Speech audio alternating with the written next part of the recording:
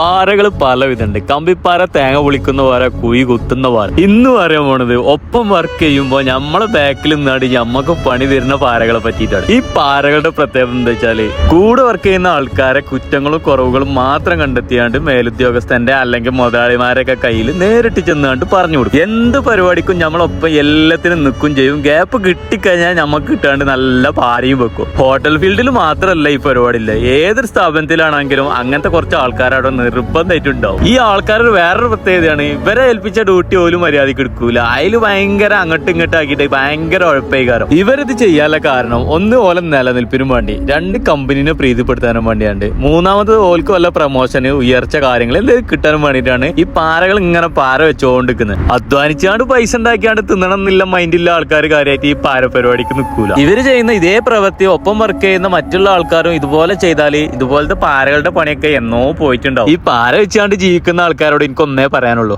കർമ്മ is working. പണി വരുന്നുണ്ടവറാച്ച.